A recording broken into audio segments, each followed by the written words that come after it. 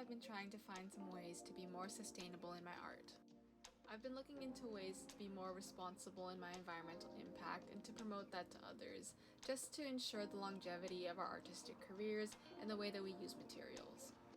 It might feel like a hard thing to do, and it might feel like you're not doing enough, but there are some easy ways to be sustainable in your art practice. Always remember that little things add up and everything contributes to the bigger picture.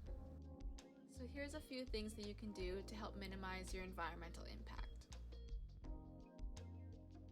The first thing that I always consider is my materials and my supplies. I think this one is the easiest one that everyone always thinks about because we're always using so many supplies in our work. But whenever I start a project, I think about how I can make it into multiple projects. So if I'm doing paint smushing, for example, I'll make sure I'll use both pieces of paper and I'll use them in different pieces of artwork. The materials and the actions that you will be doing is something to just look into when you're in the planning process of your work. Just think about how the materials you use, how you could reuse them and repurpose them for other projects at the same time. Here I'm using a torn up piece of paper from a book that I thrifted, and then I use both papers from there, and I'll also stick them in like journals or other canvas paintings. I'll talk about this later on, but I have the infamous scrap bucket that I always talk about and I always promote. Just keep a scrap bucket handy and put all your extra pieces of paper in there. Another thing I try to think about is using kind of sustainable materials or more high quality materials that you think will last longer and will benefit you more. Just because if you're using kind of lower quality materials, of course it is cheaper, but you tend to not have the final results that you want, which can lead to more waste.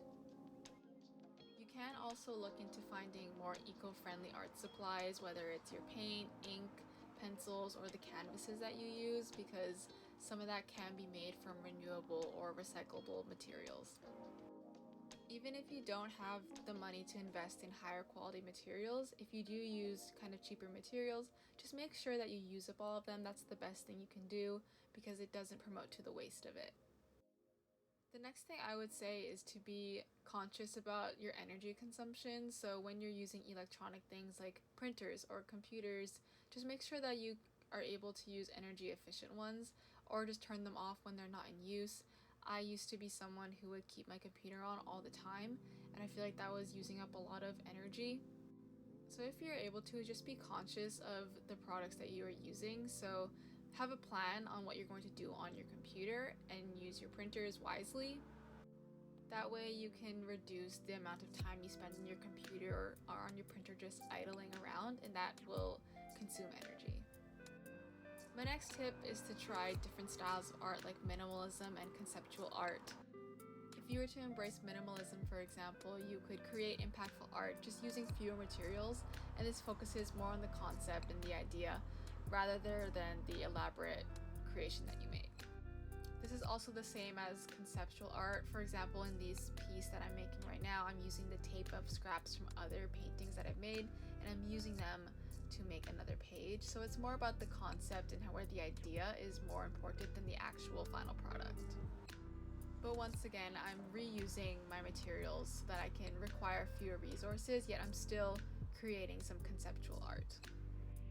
I know artists can sometimes make minimalism and conceptual art very pretentious and elite with their meanings and stuff, which is fair and which is a very cool thing, but sometimes I will admit I will reuse my tape to make art simply because materials are expensive and I want to reuse it. I don't have that much money to spend it on extra materials and elaborate things. So sometimes I'll use conceptual art as a practice because I don't have all that money to buy a lot of expensive things.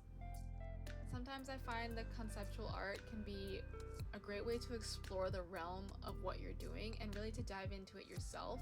Conceptual art is really about the process more than the product. So it can be a great way to reevaluate how you do things, and it's a really great self-discovery practice. Here once again is my infamous scrap bucket. I love it, and I think if you learned anything from this video is to start a scrap bucket of your own so that you can give products that might have been discarded or thrown away, you can give them new life. Here's an idea that I always do if I really am kind of stuck and have no new ideas. I'll just jump into my scrap bucket, take out some paper, and make a simple collage. Reusing your materials is one of the easiest things that you can do, and one of the most accessible things you can do as well. Just trying to reduce as much waste as you can, and then recycling the extra pieces that you have can just be a simple thing that you can do. And my last tip that I can give is when you are planning your products, try and do them digitally if you can. I tend to do a lot of my sketching processes on my iPad now just because it's easier to do. In the way when it comes to erasing or moving things around, I'm able to do that a lot easier on my iPad. And although it doesn't keep the same record and aesthetic that a sketchbook does, it does allow me to move things around and really conceptualize colors a lot easier. And I find it really helpful when it comes to mapping things out. So those are my tips for you to help be more sustainable in your art. I know it may seem daunting to try and minimize your environmental impact, but here are some very easy and small ways that you can contribute to the bigger picture. I hope you take even one of these practices and try it yourself. Together, even if we do little things, they can contribute and we can all make a difference. Thanks for watching, and I'll see you in the next video.